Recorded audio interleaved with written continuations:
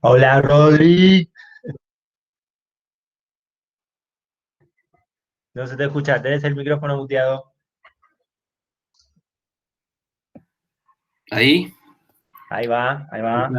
Estamos al aire ya, ¿no? Sí, Estamos al aire, estamos al aire. Ya bien. tenemos algunos chicos que ya están escuchando y bueno, va a quedar grabado para, para los demás que no pudieron asistir ahora o varios que me dijeron, no, yo justo tenía clase, pero bueno. Está bien. Eh, Ahí en el chat dice Marcia, hola. Hola, hola. Tenemos. Bueno, les presento a Rodri, Rodrigo Tomaso. Voy a leer un poco acá de su currículum. Eh, Comenzó su carrera profesional en efectos visuales generados por computadora en el año 2001. Se considera un apasionado artista que desde los 8 años de edad jugaba técnica y artísticamente con imágenes digitales. Voy a poner esto acá, así leo mirando más de frente a la cámara. Em, por lo tanto, creció junto al vertiginoso desarrollo informático y evolución de las imágenes generadas por computadora, convirtiéndose en la primera generación de artistas digitales de Argentina, que comenzaron a postproducir sobre equipamiento de cine digital. Junto con vos. Juntos, ¿sí? Trabajó en postproducción de cine y televisión, transitando diferentes disciplinas que incluyen restauración digital, color grading, motion graphics, supervisión on-set, animación 3D y composición digital. Además, gracias a su experiencia y sus conocimientos técnicos y su perfil artístico, logró alcanzar posiciones diversas claves como director de postproducción de largometrajes, director de arte, diseño de motion graphics y supervisor de CG o CG y VFX o efectos visuales. Que acá tenemos todo un tema, ¿no? Con los nombres de qué es el trabajo que uno hace, ¿no?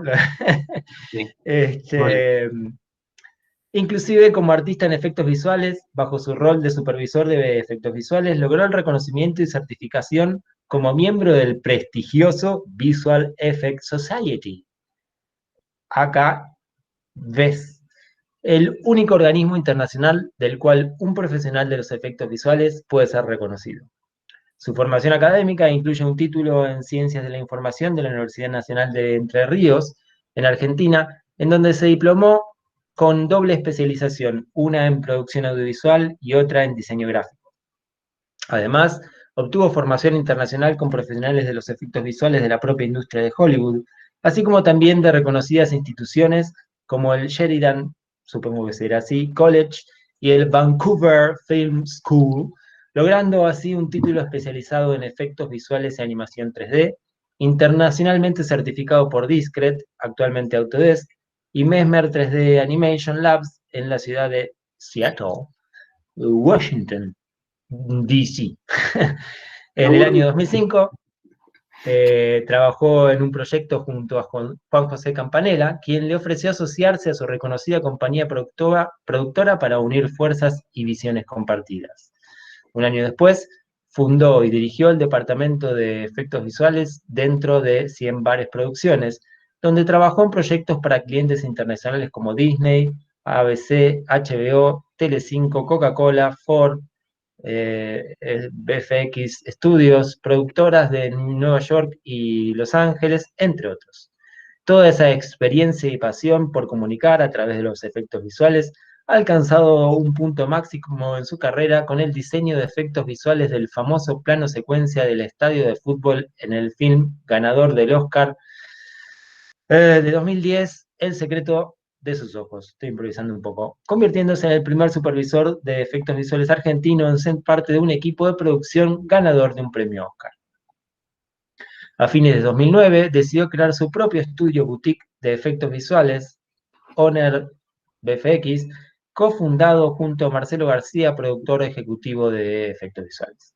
A lo largo de estos últimos años se desarrolló en el rol de director creativo de efectos visuales, también conocido como diseñador de producción de efectos visuales, haciendo planeamiento, diseño creativo y producción de efectos visuales para películas internacionales, especialmente independientes, bajo el concepto de hacer inteligentemente más con menos, ha logrado técnica y artísticamente secuencias clave que elevan el nivel visual y el valor de cada producción en la que se ha involucrado desde temprana etapa.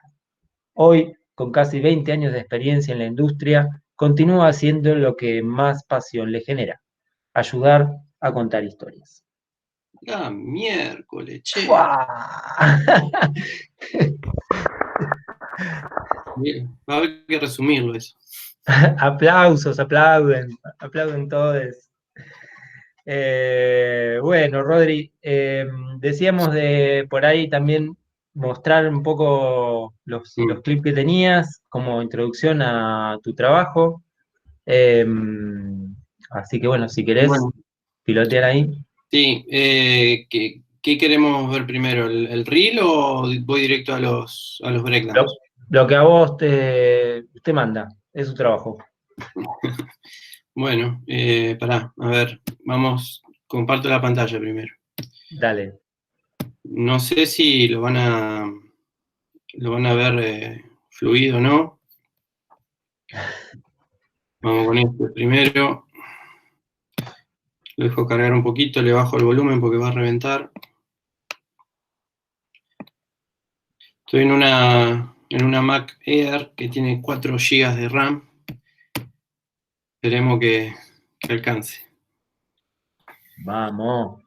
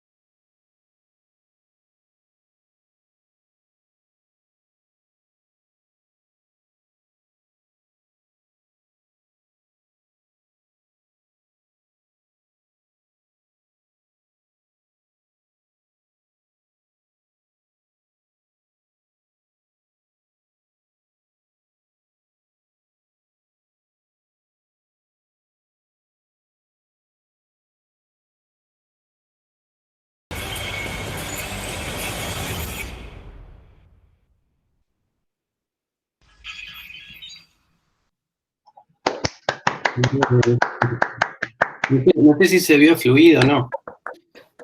Y cualquier cosa que comenten, cualquier cosa, si se vio fluido. Dale, yo lo vi medio entrecortado, pero mi conexión ya sabemos que es poco que... Sí, se vio medio entrecortado, pero zarpado el helicóptero.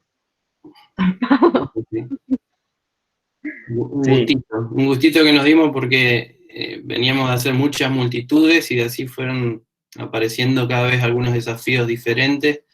Y ese del helicóptero le pusimos mucha pila. Porque no Igual, era lo que veníamos haciendo, básicamente. justo con Marina, con las chicas, con Marina, Marcia, Rodrigo, Melanie, recién estoy moviendo todo tu canal, que son mis estudiantes. Eh, por eso quizás comenta justo del helicóptero nada más, pero hay muchas cosas copadas en ese reel, ¿no? No sé si querés mostrar algo más, quizás Por ahí el de Eh, Hans of Stone me parece como es, que es como bueno, bastante complejo. ujú. Dame un segundo. Yo estoy compartiendo pantalla. O sea, yo acá tengo que venir, detener esa presentación y compartir la que sigue. Hands of Stone. Bueno, en Hands of Stone hay dos breakdowns. Uno que se basa específicamente en las escenas de peleas y todo el resto que se basa en todo lo que no es pelea, básicamente. Para que pongo mano, pantalla completa y ahí vamos.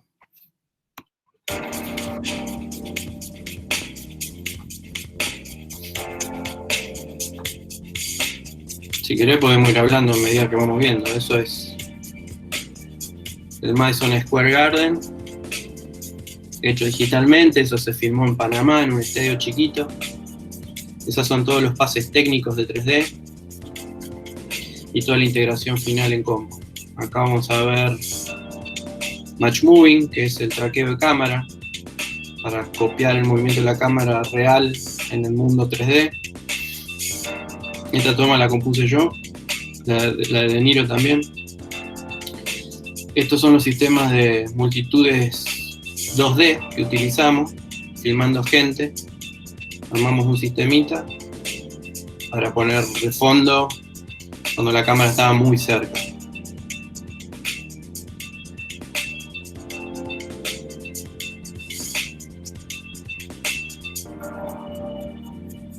Ahí lo usamos para las personas que están cerca de cámara.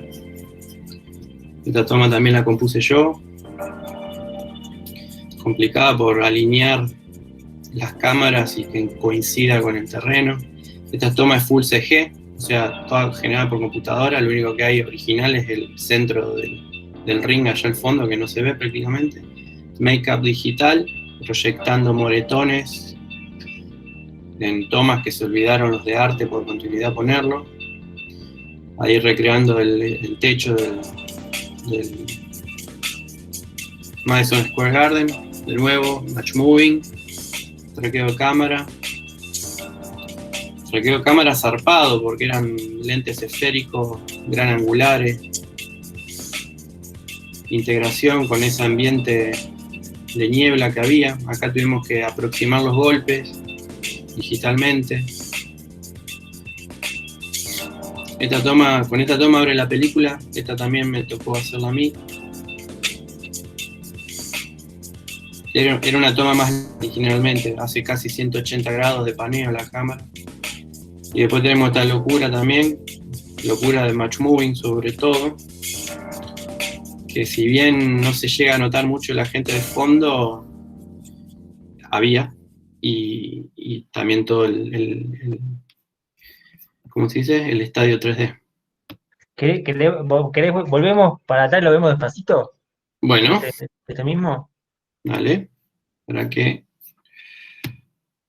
a ver si no pierdo el calle, no, bien. Bueno.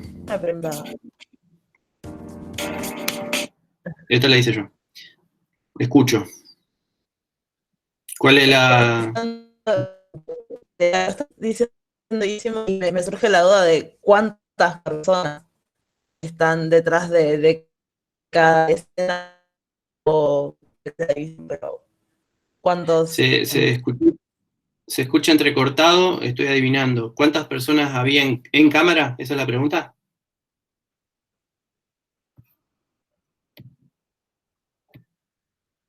Bueno, perdón. Digamos, vamos a hacer, la voy a complejizar la pregunta. Vos ahí estás teniendo gente real en cámara, Uh-huh. Después tenés estas multitudes 2D, ¿no? Sí. De fotos, y después tenés 3D, porque en algunos lugares se ve que tenés unos maniquíes. Sí, pero eso depende. Las multitudes 2D depende de la toma. Porque, por ejemplo, en esa toma de De Niro no nos sirve porque está todo el tiempo rotando la cámara. Y las 2D, son chapitas puestas así que se pueden forzar un poquito, pero no mucho. Y entonces, por ejemplo, acá usabas más bien tirando de estos maniquíes, digamos. O sea, full. Es multitud 3D. Claro. Son personajitos 3D ubicados en su lugar. Sí, me parece que se refiere más al equipo que trabaja en post, no a las personas que están, Ah, Ok, ¿no? bueno, es un trabajo de mucha gente, obviamente, no lo hace una sola persona. Los equipos de trabajo se arman en función de, obviamente, lo que hay que hacer, y bueno, si tiene elementos 3D, es un equipo más grande que si es solamente hacer truca 2D. Dependiendo de si hay que generar elementos que no existen en la realidad, o no estaban presentes a la hora de filmar, o de si simplemente es trabajar con el material que te viene filmado.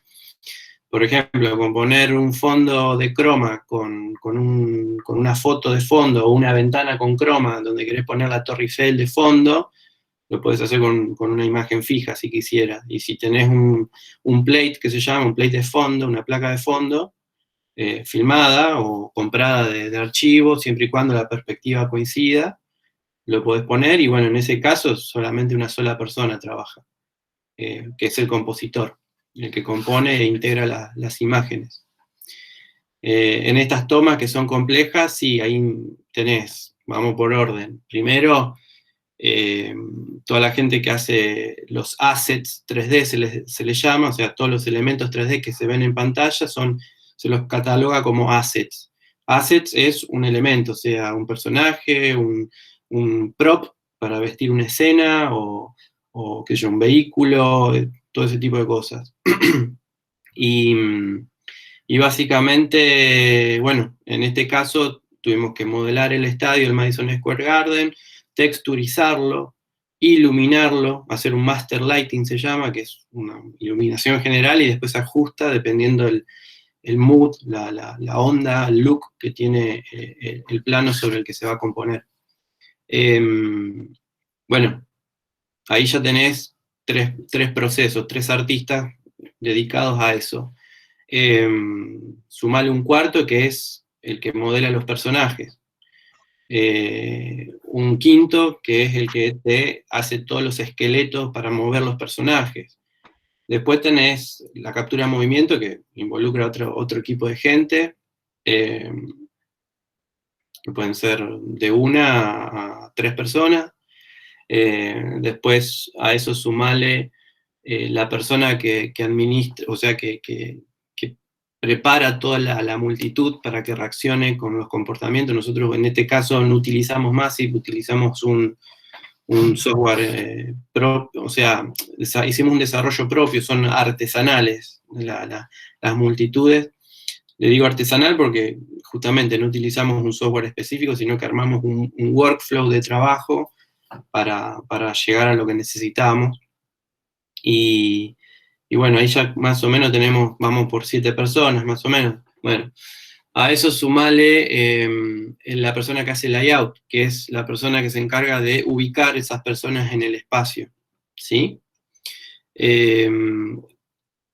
Entre medio de la producción de elementos generados por computadora y el layout, que sigue siendo el mundo del 3D, hay un proceso intermedio que se llama match moving, que yo lo que siempre me gusta decir es que es el puente entre la computación, entre las imágenes generadas por computadora y lo filmado.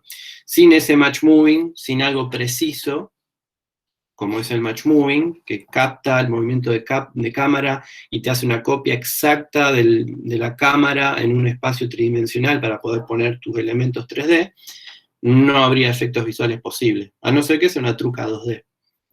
Entonces, tenemos el match moving, ahí ya tenés una octava persona en el equipo. Bueno, la novena persona es la persona que hace el layout, como decía, y prepara la cámara y prepara todo para que quede todo bien alineado. Después tenés la persona que termina de hacer los ajustes de iluminación, la persona que se encarga de preparar todos los pases de render, tirar render y controlar esos renders, o sea, los renders de 3D, con los cuales después vos vas a terminar componiendo, y después tenés un equipo de gente de composición, que cada uno va recibiendo, dependiendo la experiencia que tiene, una toma específica para ir integrando todos esos elementos en escena para que parezca que está integrado la escena. básicamente es eso. Para esa toma en particular, es un trabajo de entre 10 y 12 personas. ¿Cómo, cómo llegás a este trabajo? O sea, vamos a hacerlo del principio al principio. Está un poco desordenada la entrevista, pero no importa. Digamos, ¿cómo te contacta la productora y te dice, yo quiero hacer esta toma, te dice, yo tengo todos estos efectos y Entiendo. ¿cómo es? Vamos a clasificarlos en 2 o 3 opciones.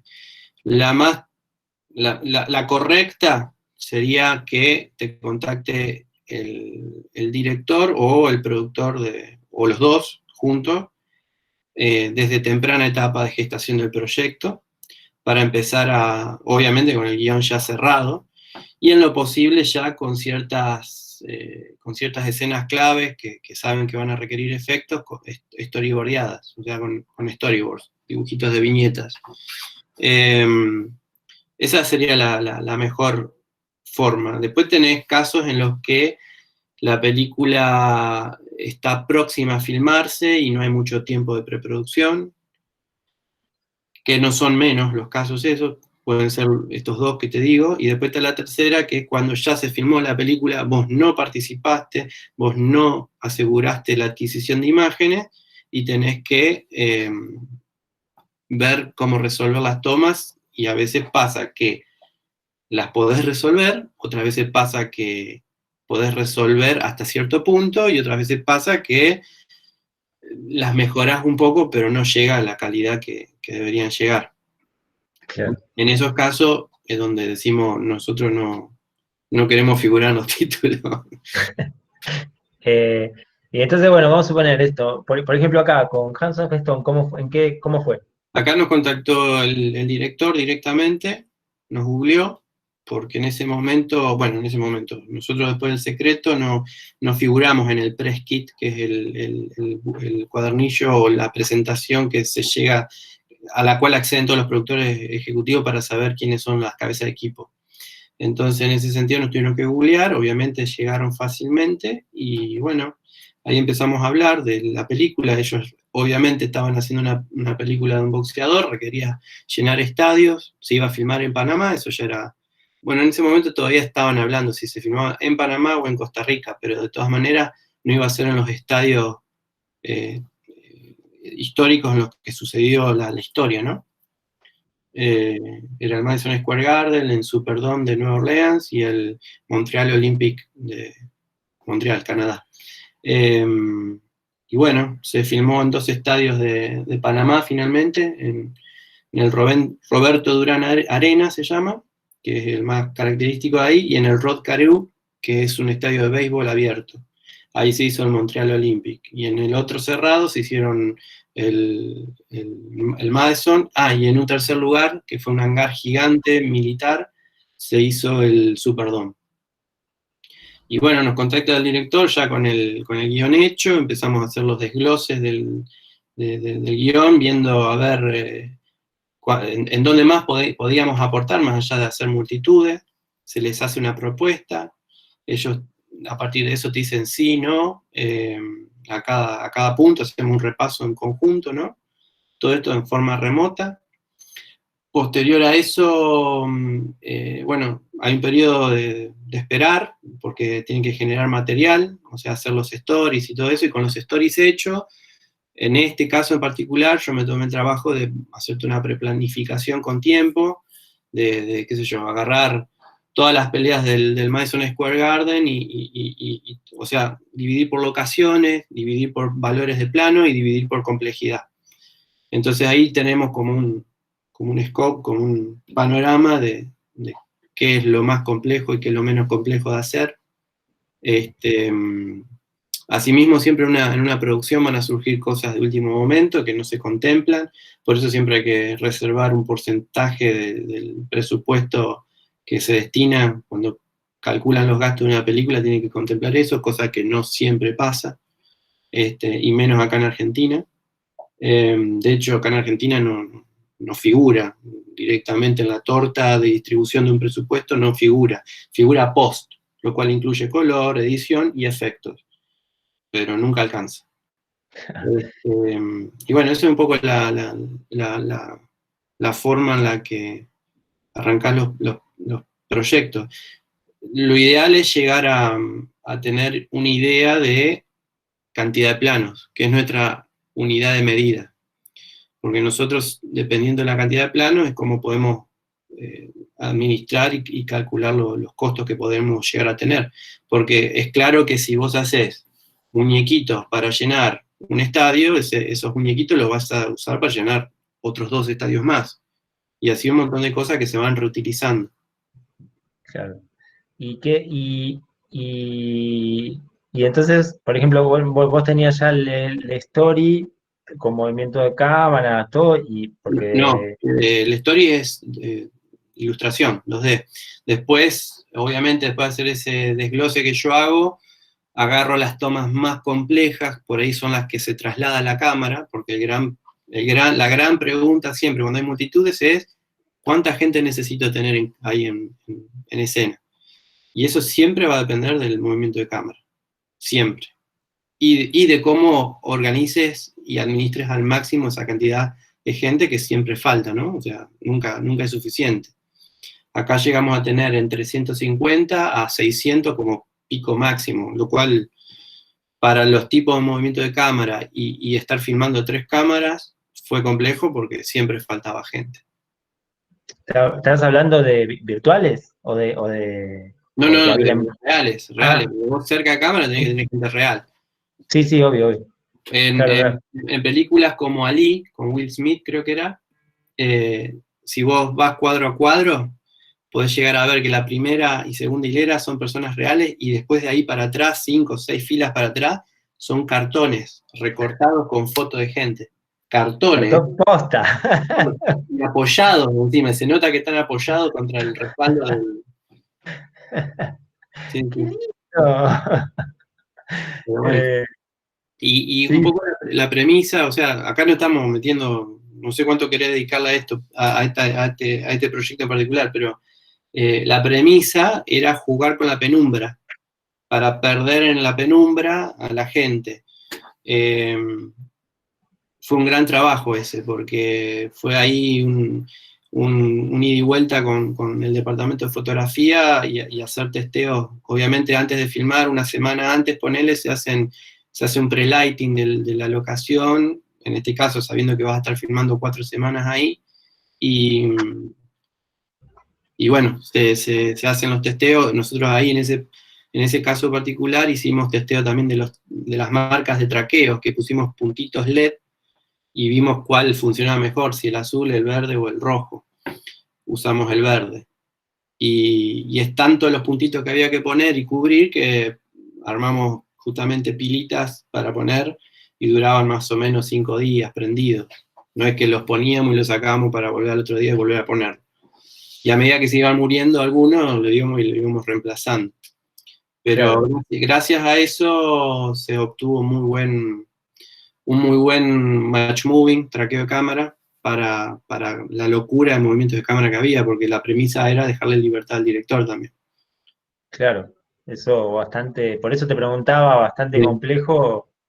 Digamos, si vos no sabés lo que va a hacer el director, es como Pero bueno, medio... esto trajo una contra, que es que hubo un montón de tomas que hubo que borrar, o sea, tomas que no necesitaban truca, que hubo que borrar marquitas de tracking.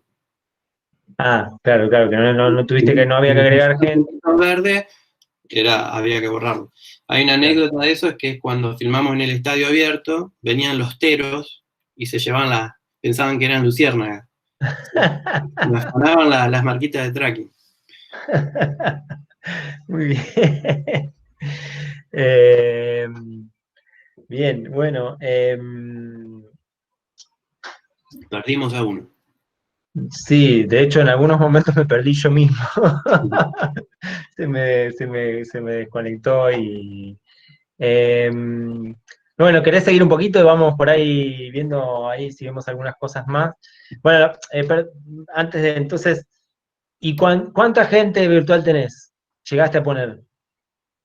Y no me acuerdo ahora, pero llenar el estadio, no sé, ¿cuánto? Miles. No, ¿cuál es la capacidad del Madison Square Garden? Habría que googlear. No, está bien, no te preocupes, no googlees. Pero ¿cuántos modelos tenías? Porque repetís, obviamente. No. Vos ponés vos completás el estadio, obviamente cubriendo el cono visual de donde panea la cámara. O sea, nosotros armamos el estadio por secciones, ¿no? Y apagamos, obviamente, donde no necesitas gente. O sea, si estás paneando 180, no vas a tener gente atrás de cámara puesta. Con eso optimizás la memoria, pero ahí nos metemos en algo súper técnico, que tiene que ver con cómo se armó el 3D y eso. Pero bueno, o sea, ¿qué? ¿Son individuales? ¿Cada uno es completamente individual, que es paramétrico eso? La multitud sí, o sea, son agentes, o sea, cada personita va variando en su fisonomía, en su textura, o sea, en su vestuario. Nosotros el sistema lo armamos en función de comportamientos, por un lado, fisonomía por otro, y en tercer lugar por tipo de ropa. Me acuerdo que también tenía tema tono de piel, porque había afroamericano, bueno, todo el rango, digamos. Y entonces vos, en el software vos podías indicar qué porcentaje querías de una o de otra, de mujeres, de varones y así. Y Truk distribuye. Y tenías que captura de movimientos para el... Eso. Y eso se hace previo, o sea, la captura de movimiento se hace una sesión, eso lo haces rápido, en un día lo haces, vas con algo medio cronometrado, digamos, diferentes acciones, que era lo mismo que hacíamos para las multitudes 2D, poníamos gente en fila delante de un croma y les indicábamos cronometrando diferentes tipos de reacciones. Entonces después eso lo procesás. En el caso de la captura de movimiento 3D, necesita un proceso de limpieza, ahí hay que sumar una persona más que no nombré antes. Un animador que te haga la limpieza de la captura, porque la captura a veces vibra o no es perfecta, entonces hay que pulirla y dejarla bien.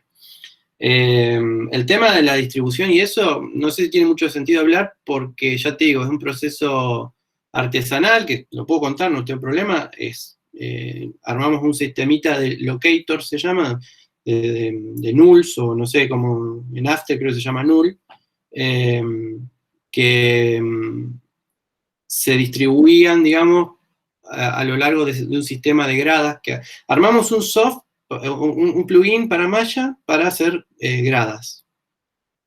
Con esas gradas distribuíamos, decíamos, bueno, esta porción de grada tiene que tener tantos asientos, de primera fila a última fila. Entonces se hacía así, o recta, o dependiendo de cómo se iba abriendo, ¿no? Y a cada asiento se le asignaba un locator, un null. Y a ese null después se lo usaba para insertar el personaje. Así era estoy haciendo memoria. Así era el sistema. No importa, digo, era para más o menos ver la variedad, ¿no? Cuántas acciones. Y más o menos armamos 100 personas diferentes. O sea, 100, para generar ese nivel de variedad, mínimo 100 personas. Lo Claro. cual es un montón. Y sí. Es un montón, y aún así había 1 o 2 casos que se repetían bastante. Por eso en Compo lo que hacíamos era armamos como una herramientita que lo que hacía era virar ciertos colores. Cuando encontraba repetidos esos colores, los viraba independientemente, ¿no? Qué bueno. Bueno, ahí me lleva a una de las preguntas, ¿no? ¿Qué software se suele usar para todo esto? Hoy en el mercado se está usando mayormente software de composición, todo lo que es nodal. Desde, bueno, Nuke es el más usado, le sigue el Fusion, que es mucho más barato y mucho más accesible. After Effects, forget it. Prácticamente no se utiliza a nivel industrial, llamémosle. Y en 3D, bueno, los clásicos de siempre, o sea, desde 3D 2D Max, Maya, Houdini. Hoy gran parte de los estudios está cada vez usando más Houdini, porque se usa mucho para la parte de simulaciones de fluidos, explosiones, roturas, todo lo que tiene que ver con eso, pero también se está usando mucho por otras cuestiones, justamente porque tiene mucho proceduralismo. Pero bueno, hace poquito te contaba que empecé a usar Blender y está muy bien. O sea, está para ser implementado, me parece. Lo que pasa es que, bueno, hay que conseguir gente que maneje Blender. Pero es muy, muy, muy intuitivo de aprender a usar. Sí, la última versión, ¿no? La 2.8, tremenda. Sí. Muy, muy bien. ¿Querés darle play de nuevo a ver cómo Sí. se nos ocurre alguna cosa? ¿Cómo sé yo cuál es la que está compartiendo? Te aparece un Ahí está. cuadradito azul. Ahí está. Bueno, a ver, ahí pueden ver, ese es el fondo. ¿Me ven el puntero del mouse? Sí, se ve, se ve. Bueno, vamos a ver si lo puedo pasar así. ¿Ven? Ahí se ven las marquitas de tracking, verdes. Ahí hay una. Claro. Este es el fondo original de la toma. Y Esto es con toda la rotoscopia hecha. eso es rotoscopía a mano. Sí. Bueno, ahí tenés otro más.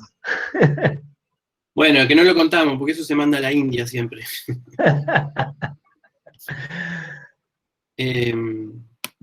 Bueno, esto es el estadio 3D, ¿no? Puesto ya con la alineación y el match moving todo ordenado y alineado, ¿no? Ahí está precompuesto. Acá lo que ven es el lens flare de la cámara con la aberración cromática. Fíjate que la toma en sí tiene ahí un flare, acá un barrido del flare, y hacia los costados se distorsiona y genera este arco iris, ¿no? Bueno, yo lo que hice fue emular esto, porque claro, como lo recortamos, yo tengo que generar que esto se siga manteniendo. Entonces, copiar el flare para que ópticamente se vea como que si está filmado por la misma cámara es importante. Esto que ven acá es una técnica que se desarrolló para trabajar la niebla que había en el ambiente. Viste que a veces te dicen, che, si vamos a filmar con croma, o si vas a hacer algo con efectos de fondo, ¿te conviene poner humo o sin humo? Y bueno, normalmente se dice que no. Pero en este caso, como era algo parejo, era una niebla uniforme, sí se permitió. Entonces, con esta técnica vos lo que haces es agarrar los valores de iluminación, le pones la rotoscopia invertida encima, y te queda esa capa que después la precomponés sobre el 3D. Esas son las personitas 3D, o sea, el pase de beauty se le llama, que es el pase de color, que tiene color y las texturas, o sea, los 3 canales RGB y el alfa. Acá tenés 4 pases técnicos, esto es los normales, pero acá ya nos metemos en cosas técnicas. Este es el pase de posición con respecto al mundo. Esto es un pase de relighting para acomodar la iluminación. A ver. Bueno, y acá tenés, ahí. Esto es el pase pelado así del estadio. De difusa, de luz difusa, eso agregándoles las especulares, está bastante limpio, viste que no es, pero como no se ve esto, no nos preocupamos por generar texturas y ese tipo de cosas. Ahí la gente puesta, acá está lo que les decía, la niebla más el lens flare aplicado y la toma final. Esta toma a mí es la que más me gusta también, porque acá se ve clarito todo el trabajo. Fíjate que la gente, bueno, en primer lugar, fíjate que se ven los puntitos de tracking perfecto. En segundo lugar, fíjate que la gente siempre está por detrás de lo complejo de rotoscopiar, como es las cuerdas del ring. ¿Por qué? Porque es más fácil poner gente por delante, que no necesitas rotoscopiar, que poner gente por detrás y tener que rotoscopiar todo, ¿no? Claro, claro. Ahí está el pase este de la niebla que les hablaba antes, restándole el rotoscopiado. Esto es un pase de luz volumétrica de 3D, que también se usó porque era necesario. Y bueno, el estadio CG, la gente puesta encima, los pases que les decía antes, técnicos. Esto es la sombrita de contacto, que se llama Ambient Occlusion, es la sombrita de contacto de cada personita 3D en el piso, o en la estructura. Ahí está aplicado sobre el 3D. Y bueno, todo esto va integrando. Fíjate que acá está puesto todo, se ve integrado, pero no está rotoscopiado. No está el rotoscopiado por encima. Ahí está la integración final. Bueno, lo mismo, las cositas 3D, el match moving.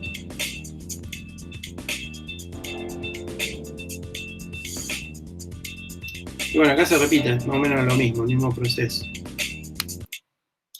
Acá viene lo del sistemita 2D. Fíjate que acá tenés, por ejemplo, acá estamos viendo solamente los hombres. Bueno, tenemos acá los comportamientos, ¿no? Hicimos un comportamiento enfocado en la pelea, un comportamiento desenfocado en la pelea, sentados, ¿no? Todos sentados. Un comportamiento reaccionando a la pelea, un comportamiento alentando la pelea y otro celebrando, o sea, el comportamiento acá va de sentado a parado. Y así un montón de otros, ¿no? Esto es un resumen. ¿Cómo fundís en 2D entre un comportamiento y otro? En realidad no es pedir mucho eso. No hace eso el sistema. El sistema lo que hace es ponderar, por ejemplo, si nosotros sabemos que tienen que reaccionar en una toma, lo que hacemos es arrancar de sentados a parados. No es que ponemos sentados y después le decimos pasame a parado. Bueno, imposible. Una vez que vos asignás a la tarjeta la persona que vas a mapear, ya está, queda eso. Tiene más resto o menos resto de duración y nada más. Pero en 3D sí se puede hacer, de hecho se hacía eso. Bueno, esto es lo mismo en el caso de mujeres. Y bueno, después, acá lo interesante de este sistemita es que vos fijate que ahí se van montando, no sé si lo puedo parar a tiempo, bueno, fíjate que ahí hay como un gradiente de negro que se oscurece hacia abajo, eso le da como más cuerpo, y a su vez le generamos esto, esas cosas, ese rim light que se llama, le generamos 2D como una incidencia de luz para darle más volumen, y que no parezcan tan chapitas puestas. Claro. Y bueno, ahí obviamente no funciona, pero hasta ahí funciona la rotación, ponele. Y bueno, acá nos zarpamos y pusimos todo 2D directamente. Claro, como la cámara no cambia. Sí, acá, bueno, hasta acá sí se banca 2D, pero ya al fondo puedes tranquilamente usar 3D. Sí, la cámara en todas las tomas se mueve. Bueno, acá por ejemplo ahí tenés El estadio. El estadio, pero fíjate que hay una porción de gente, esto, que es 2D, y después todo 3D. Porque eso está muy cerca de cámara.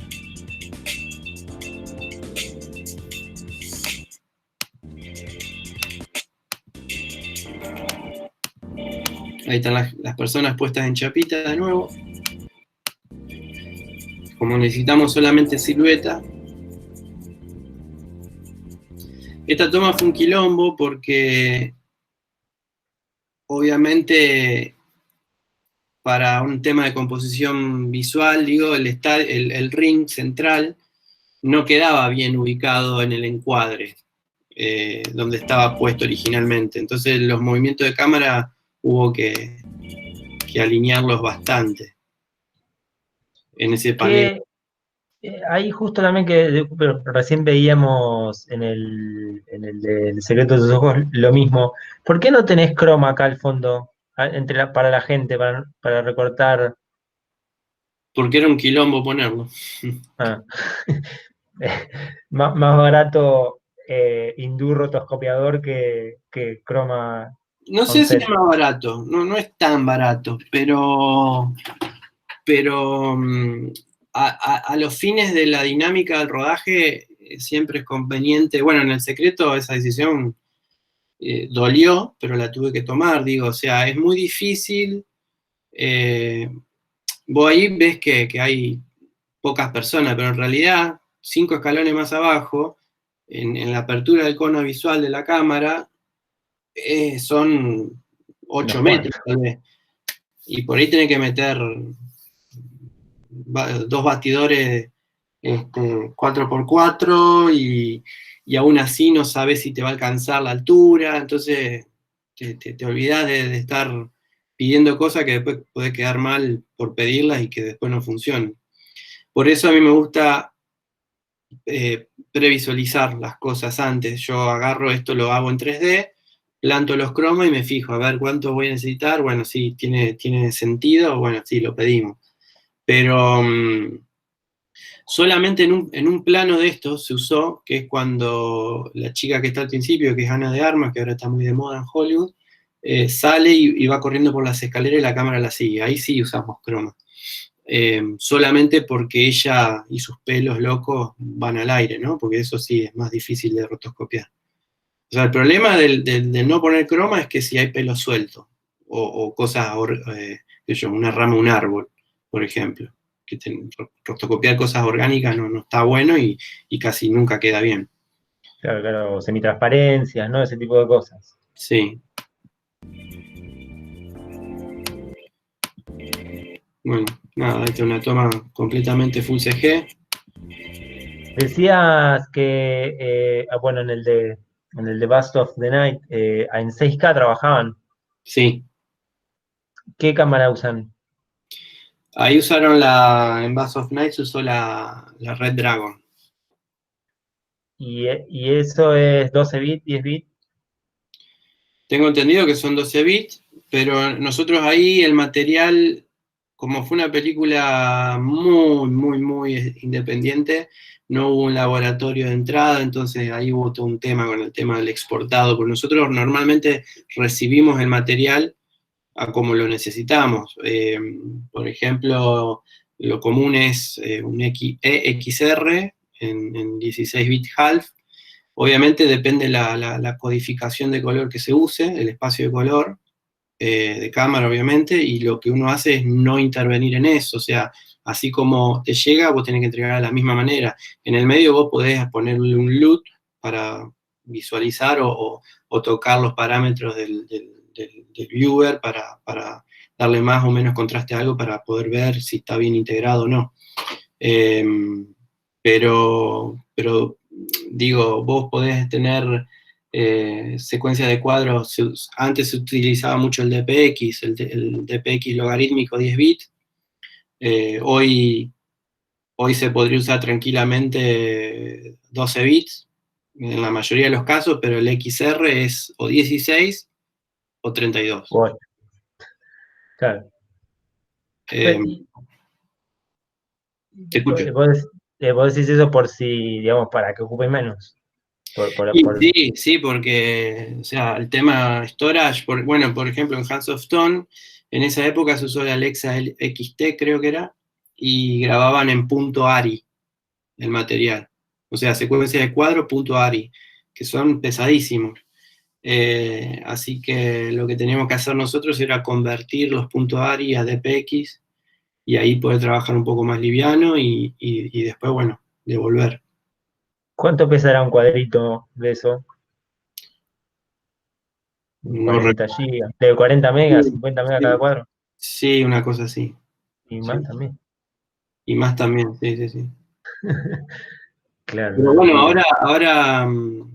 ahora la realidad es que ahora se exporta en XR, en 16 bits half y ya está. te olvidás. Y con ese tema, ¿qué compus usan?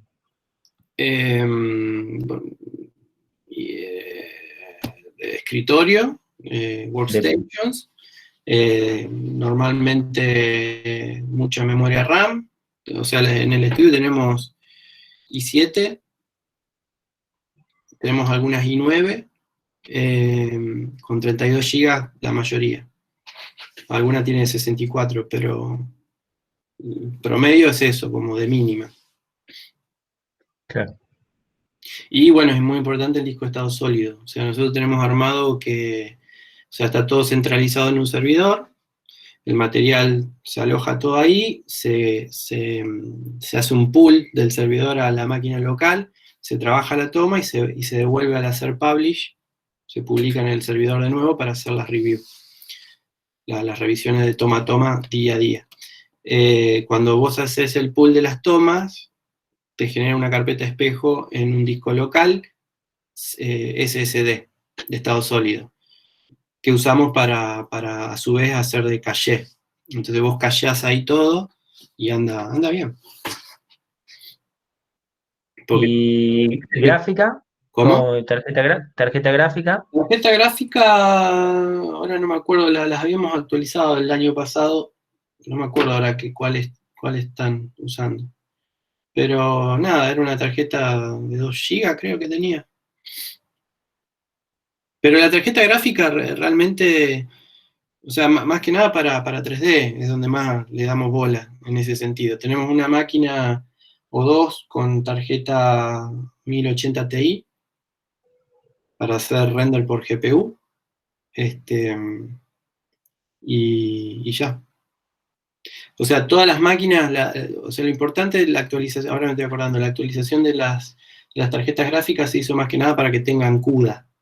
Entonces, Claro. al tener CUDA vos podés hacer render por GPU. Sí, hoy en día casi todos los programas están tratando de ir por ese lado, ¿no? Sí. Con la GPU. Uh-huh. Seguimos, si querés darle play de nuevo. Espera que me perdí. Ahí está. Bueno, acá ven claramente que los personajitos no resisten la cercanía a cámara, ¿no? La carita puede ser, pero fíjate que más o menos. Por eso en esta toma no nos preocupó tanto porque tenía motion blur, o sea, la cámara está trasladándose todo el tiempo. También se le agregó se hizo una herramientita para darle rotura y textura, es como que le aplica una textura por encima. Sacábamos un pase de 3D que se llamaba un pase de V, que básicamente te permitía a vos poder tirarle una textura que quede pegada al personaje. El único real era esto. Esto no. Solo esto.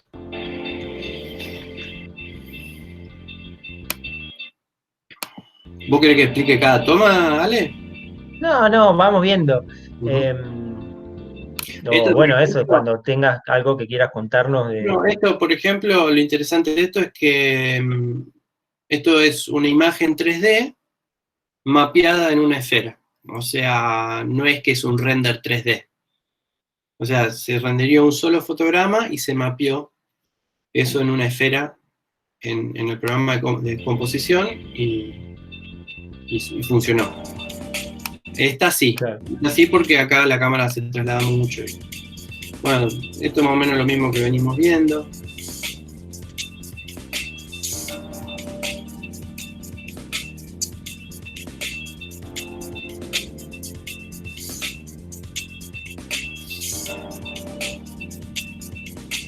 Bueno, acá esto,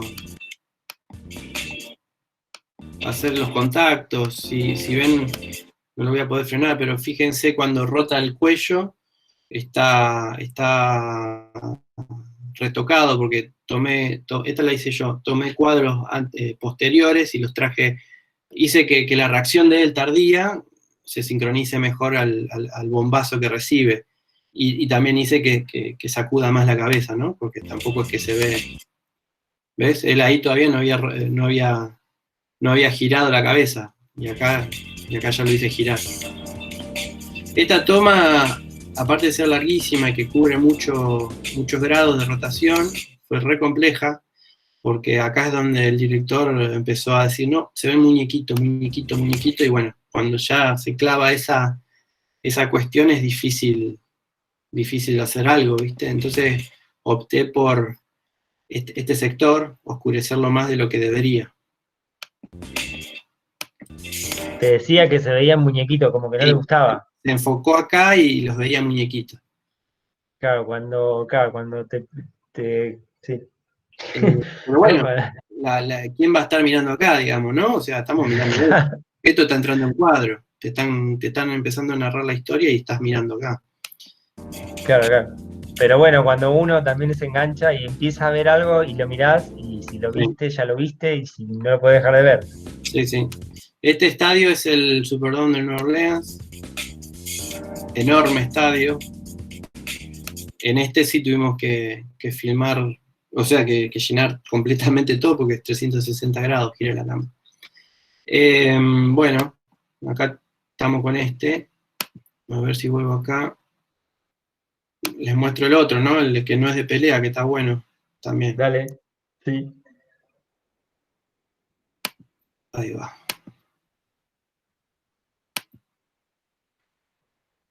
Ahí vamos.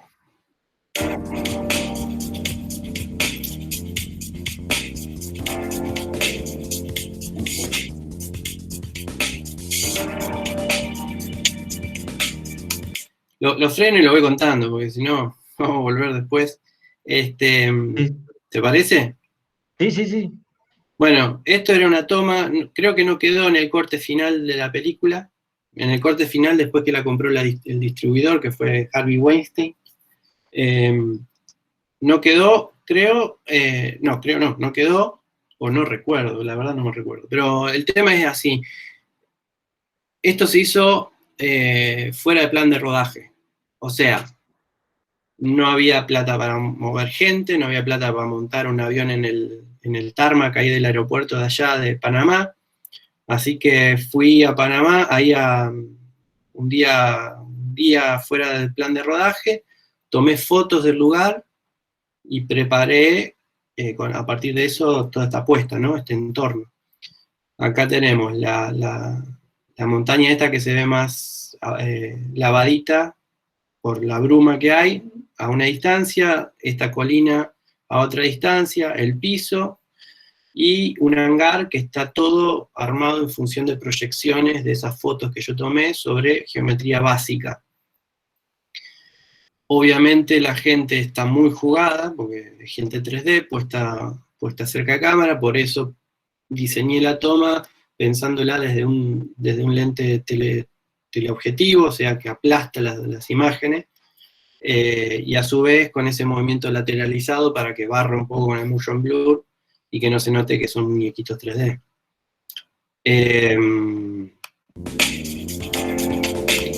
Ahí están las capas que les decía. Y después, bueno, la animación del avión. Agregar vida digamos, más allá del avión, poner muñequitos caminando, carritos de aeropuerto y todas esas cosas, ¿no? Bueno, acá está clarísimo lo que hicimos. Teníamos que poner el barrio del Chorrillo de fondo. La cuestión es que este barrio acá es un barrio que está cerca del Chorrillo, que es parte del casco histórico de Panamá y es una zona muy linda. De hecho, esas casitas son muy lindas, las tuvimos que romper y hacerla más tipo villa. ¿Por qué se filmó acá y no en el Chorrillo? Porque necesitaban esta reja para varias escenas, no solamente para este plano, porque si no hubiese sido más fácil hacer las rejas en 3D y ya. Así que acá la idea fue eso que vimos ahí antes, a ver si lo puedo ir pasando despacito. Creo que, por lo menos en YouTube, con punto y coma, creo que va de cuadro a cuadro. No, pero esto no es YouTube, es Bueno, pero por ahí da igual, qué sé yo. no. A ver, no apunta. Bueno, pero acá lo que vemos es textura. Todo esto son texturas que hemos agarrado para armar la librería, y con eso rompimos todo, básicamente. Y en esas texturas tenemos, a su vez, ropa colgando, ventanas rotas, pedazos de asfalto roto. Y lo que hicimos fue fotear desde una grúa, desde la misma cámara con la que se filmó el plano de croma, poniendo la cámara a la misma altura, misma angulación, y bueno, se registró con ese mismo lente, básicamente, porque es importante que se registren las cosas con los mismos lentes.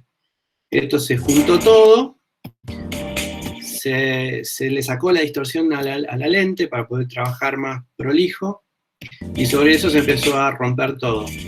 Esto se llama matte painting, o sea, pintar sobre la imagen y dejando agujeritos para que se vea transparencias.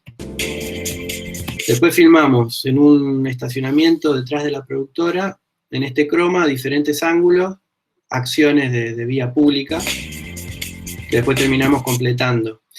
Ahí en verde vemos los trapos y cosas colgadas, el humo, el croma, recortar la reja, que fue un perno.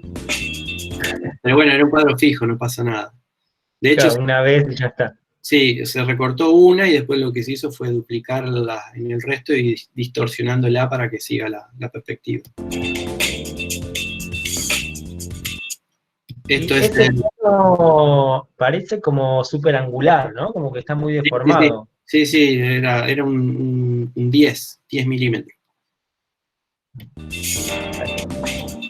Acá lo mismo, matte painting, para hacer el fondo. ¿Sí? Sí. Y nada, se integra. Acá lo interesante de esta toma es que se integró bien, o sea, esto toma realismo en la medida que vos le pones reflejo. Para esto en el set yo tomé fotografías o sea, me paré en la ventana mirando hacia acá, digamos, y saqué fotos del living y teníamos más o menos para poder generar los reflejos.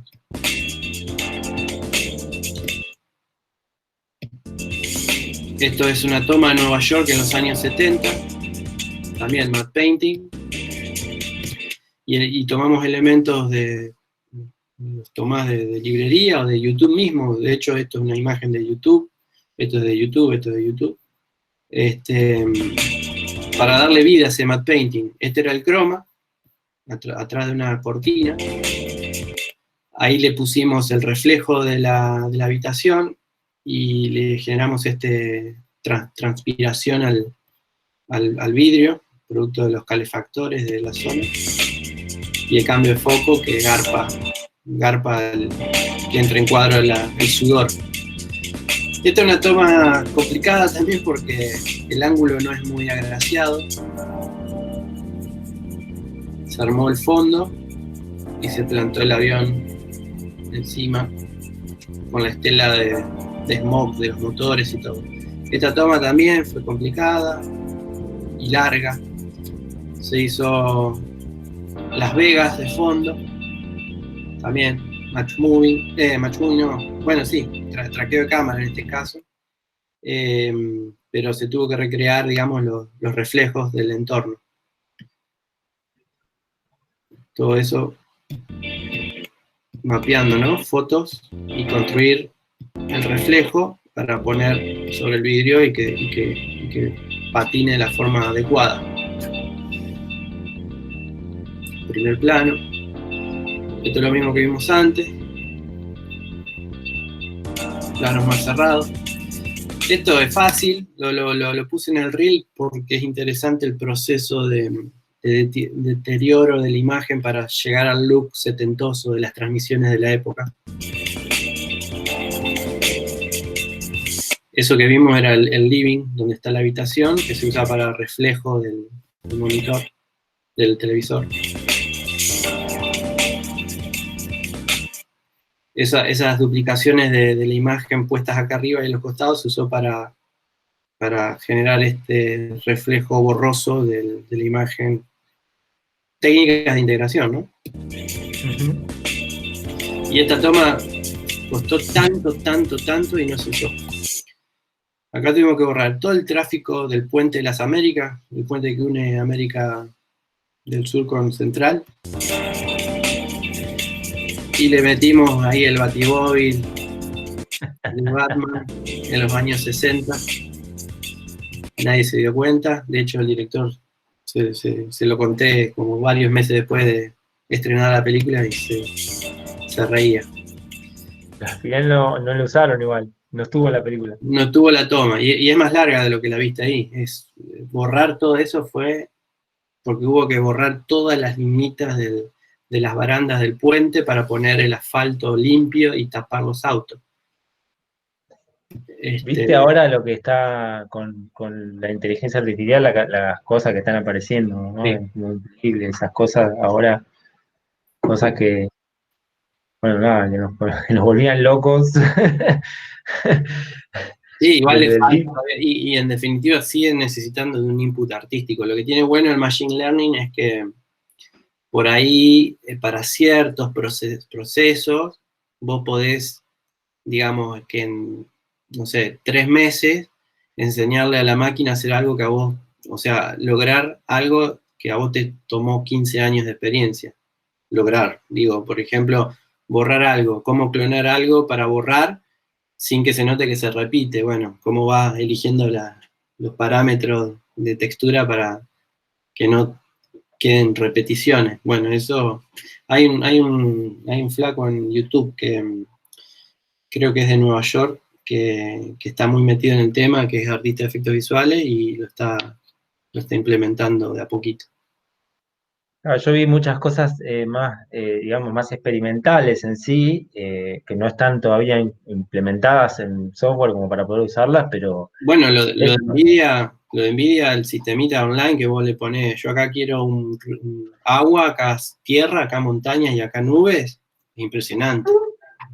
sí, hay bueno, ahora, bueno, esto, una reja delante de una imagen, borrame la reja, chau reja, y listo, ¿no? O de una sola imagen sacar el 3D, Uh-huh. una locura.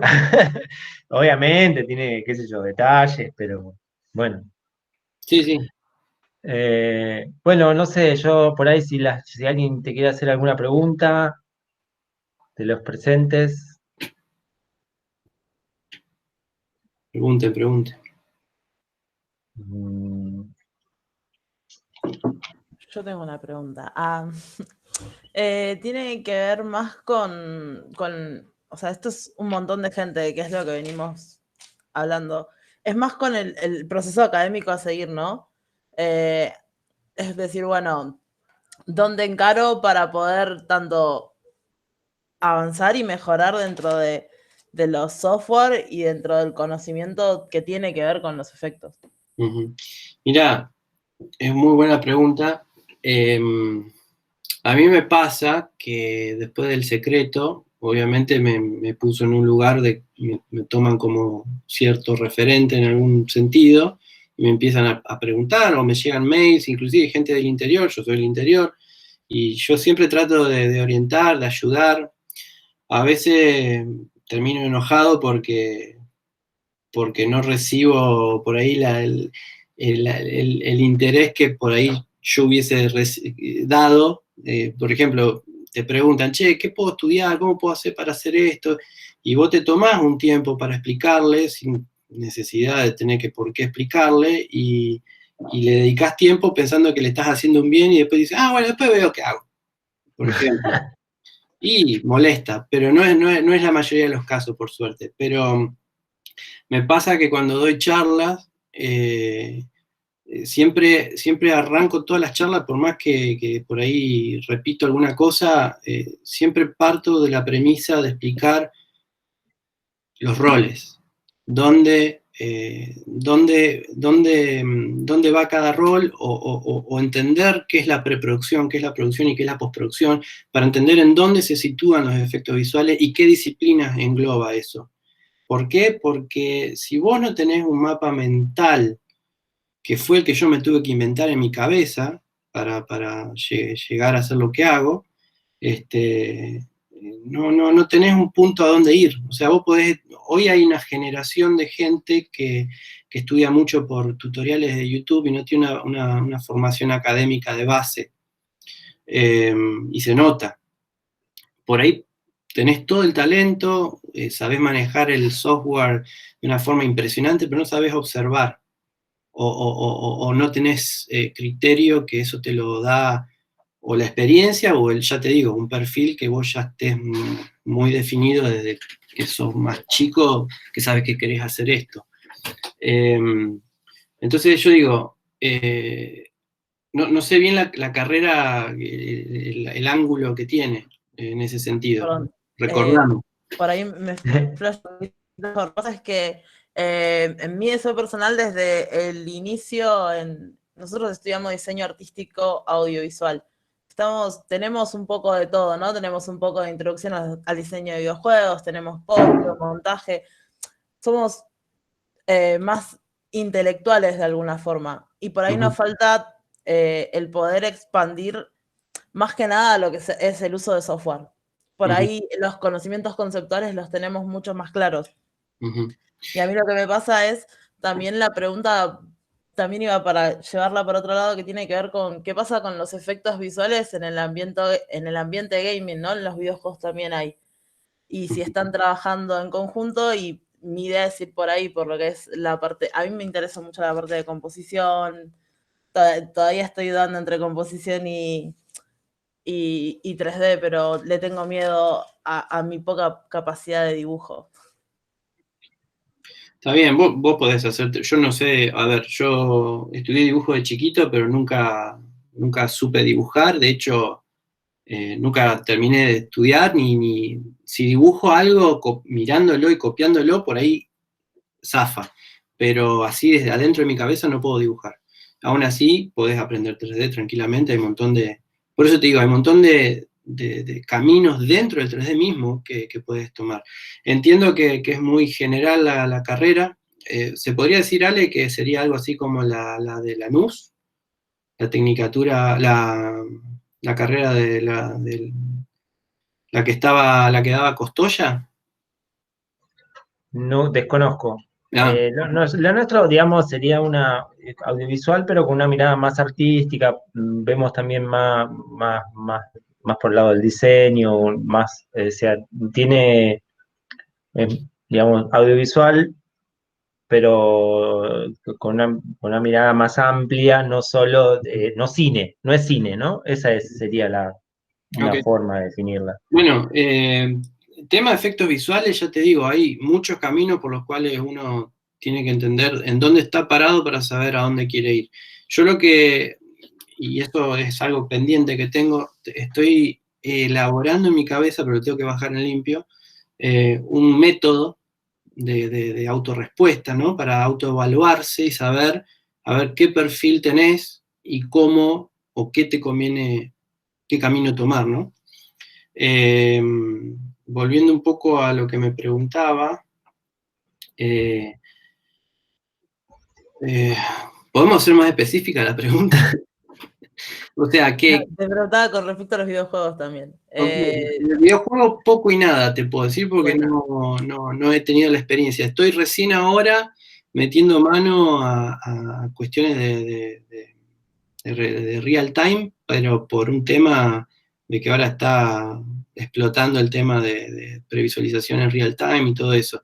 Ya viene de antes, ¿no? Pero estamos llegando tarde al tren, pero no quita de que no lo pueda ir mechando de a poco. Pero videojuego no te puedo decir. Ahora, si te gusta la composición, sí, ya te digo. O sea, está bien, yo también en los principios, si bien me formé, hice todo un curso de 3D, que fue lo que más me costó aprender de forma autodidacta. Cuando empecé a laburar freelance, empecé haciendo cosas 3D y compo, obviamente, compo siempre hice, y lo fui dejando el 3D justamente por eso, porque era tanto el abanico de cosas que tenías que saber que te estresaba, porque los tiempos de publicidad por ahí no te dejan sin dormir y todo eso, ¿no? Entonces empecé a hacer más lo que es compo. Aún así, ya te digo, 3D y compo van un poco de la mano porque necesitas saber lo básico de 3D para pensar en composición. A mí lo que me sorprende al día de hoy es cómo todavía hay gente que no ve en su cabeza el espacio en 3D. O sea, si estamos hablando de poner elementos en escena, ¿cómo no lo visualizan en 3D qué sé yo, para hacer ejercicios de iluminación o para vestir una escena? Y si la cámara se mueve de determinada manera, a ver el paralaje entre una cosa y otra, a ver si queda mejor ahí o ponerlo más atrás y todo eso. Que tenga que estar vos marcando ese tipo de cuestiones, eso me llama la atención. Pero como les decía antes, hay diferentes generaciones bueno, que tienen un poco que ver justamente con esto de tener la información ahí accesible en YouTube, y nada, yo soy de chico, me consideré súper curioso, entonces todo el tiempo estoy curioseando y así fui aprendiendo, pero yo ya tenía claro que quería hacer efectos visuales. Empecé haciendo fotomontaje, después cuando tuve acceso a video y eso, empecé metiéndolo en video, bueno. Vos creo que con todo lo que saben o terminan sabiendo en una carrera como esta, lo que simplemente tienen que hacer es entender los roles dentro de este mundillo.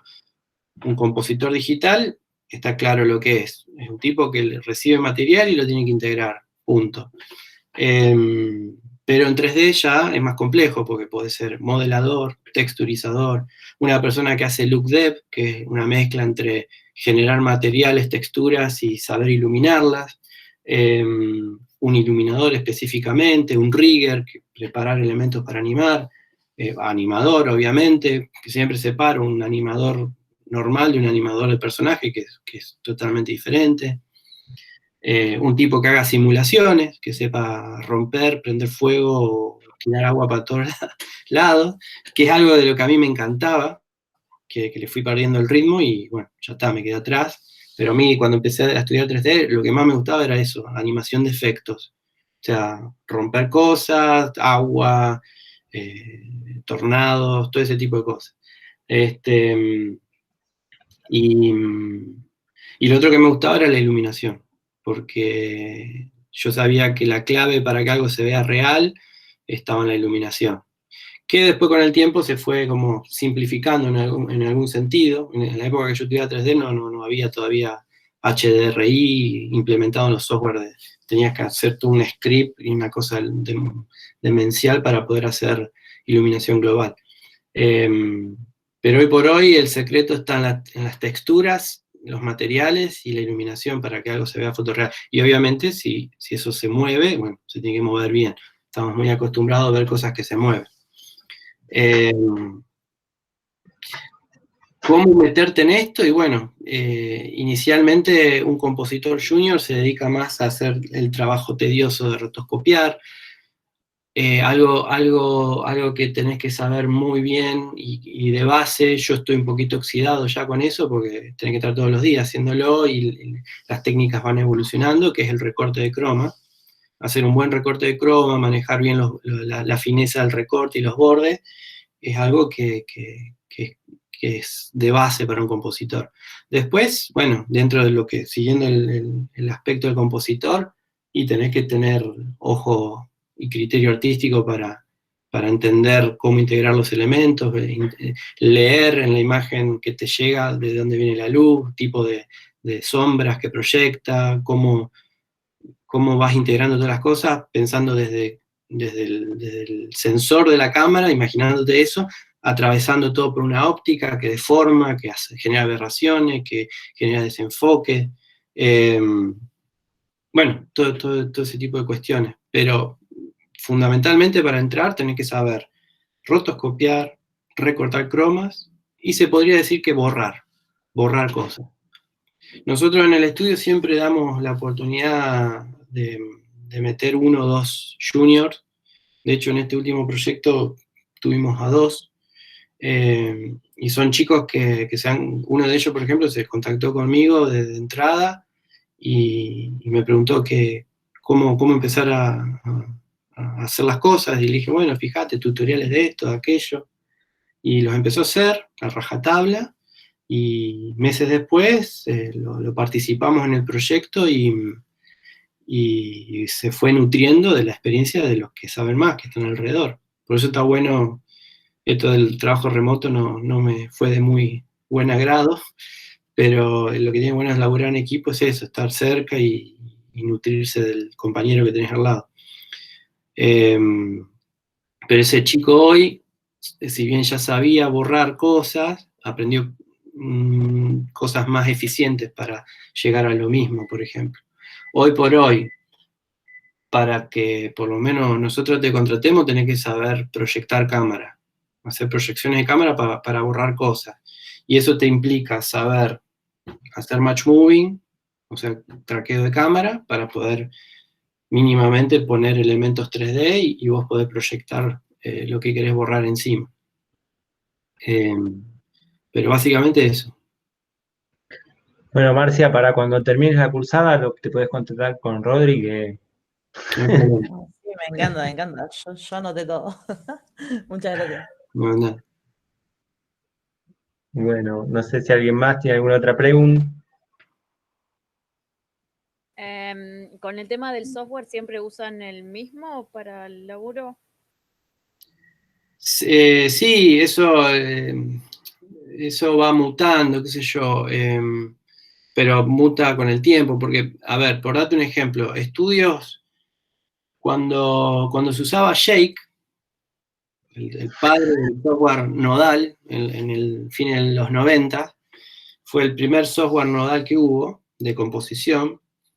Al poco tiempo lo compró Apple, después lo descontinuó y desapareció del mercado totalmente, y aún así había muchos estudios que lo seguían usando. ¿Por qué? Porque uno arma todo un pipeline. El pipeline es todas las armas que vos tenés dentro de un estudio para hacer más eficiente la producción. Herramientas tanto para cosas específicas como para manejar el flujo de trabajo. Entonces, cuando vos basás todo en un software, es muy difícil saltarte porque sí al que sigue, ¿me entendés? Pero no se preocupen tanto por el software. Yo creo que el software es lo que más rápido se aprende. Lo más importante es la técnica y esto que decía, tener criterio, saber observar. A veces, qué sé yo, por darte un ejemplo, yo le digo, mira, necesito que ilumines esto. Y van y te ponen una luz que tiene sombras blandas, cuando en realidad el elemento que tiene que copiar está iluminado por el sol con sombras duras. Entonces ya de ahí ya estamos mal. O sea, pone una luz direccional, que son rayos paralelos, que generan sombra dura, o no sé, por darte otro ejemplo, qué sé yo, machar los colores. O sea, uno en composición, regla fundamental es punto blanco, punto negro. Definir eso en principio. Y después, bueno, empezar a tocar si tiene que integrar color y si es más cálido, más frío. Bueno, muchas veces hay técnicas. Yo soy muy intuitivo, soy más intuitivo que de tener que ir a samplear un color y ver en los numeritos a ver qué valor de luminancia tiene cada píxel y todo eso. Pero la realidad es que se puede hacer, sería correcto hacerlo matemáticamente, pero yo confío y tengo ya experiencia y sé a lo que quiero llegar y me es fácil hacerlo de la otra manera. Pero lo que voy es que por ahí vos decís, ¿esto qué color es? Y te dicen blanco. No. Sí, es blanco, pero está iluminado con el sol a las 5 de la tarde. Está amarillito, no es blanco. Y así, un montón de ejemplos te puedo seguir dando. Otra cosa importante es el macheo del grano, por ejemplo. Hay técnicas para machear el grano, herramientas para machear el grano. O sea, vos cuando tenés una imagen que vas a trabajar y que vas a pintarla encima, tenés que borrarle el grano. Entonces haces un proceso de granado de la imagen. Después de eso empezás a trabajar, hacer los parches, poner los parches, todo, y después le devolvés el grano. Bueno, ese laburo fino de macheo de grano es importante, vos tenés que ir canal por canal y viendo a ver cómo va respondiendo y cómo responden las altas, cómo responden las bajas. O sea, hay mucha cuestión técnica detrás de la compo que se tiene que saber, pero más que nada se tiene que saber ver. ¿Vale? Por ejemplo, vamos a dar un ejemplo, con acá participando, el señor acá, si no fuese por él, yo no estaría acá, por ejemplo. Ale me abrió las puertas de su casa 2 o 3 semanas para que yo me mude, consiga alquiler, y en definitiva te terminé reemplazando vos y bueno, mamando un poco lo que hacías de color en el Avid DS, y ahí empecé a trabajar de colorista. Y yo ni sabía lo que era un colorista, y empecé a trabajar intuitivamente haciendo color y hicimos, no sé, yo por lo menos 3, 4 películas ahí con Cinema Gótica y fue una experiencia, te digo, de las que más disfruté, porque por la libertad y porque en definitiva yo me considero un artista y siento que si un director de fotografía reconocido viene, te hace una baja línea, te deja laburando solo es porque confía en vos. Y cuando viene y te dice, perfecto, a ver, ajustame y hacer ajustes mínimos y ya está, para mí eso era genial. Y además la dinámica, ¿no? Vos estás ahí haciendo color, a veces te quedás con el cliente al lado y charlás de la vida, filosofás. Fue muy, muy placentero eso. Después Sí, empecé a hacer online y me empecé a ir de lo artístico y ahí fue cuando me quemé los papeles y dije, no, yo quiero hacer efectos. Y ahí fue cuando di el portazo y empezamos a trabajar freelance.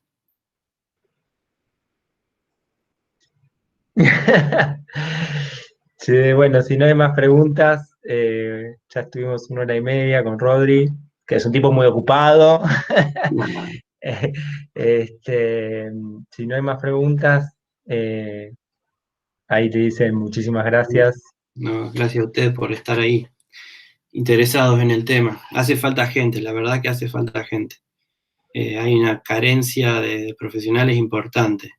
Nosotros estamos ahí desarrollando unos cursos, tratando de ver si podemos hacer una dinámica diferente para formar gente lo más rápido posible y que sea funcional a las necesidades del mercado hoy. Veremos qué surge de eso. De hecho, a mí me tocó, como ya tengo una persona trabajando en la parte de compo, me tocó meter la parte de 3D, pero justamente la parte introductoria, entender lo que es un punto en el espacio, vértice, caras, líneas, lo básico como para que sepan después modelar cosas muy simples para poder copiar elementos, una fachada de un edificio o algo, cosa de poder proyectar después. O sea, está todo anclado de manera tal de poder llegar a un resultado posterior. Bueno, che, Rodri, yo te agradezco infinitamente que te hayas tomado el tiempo.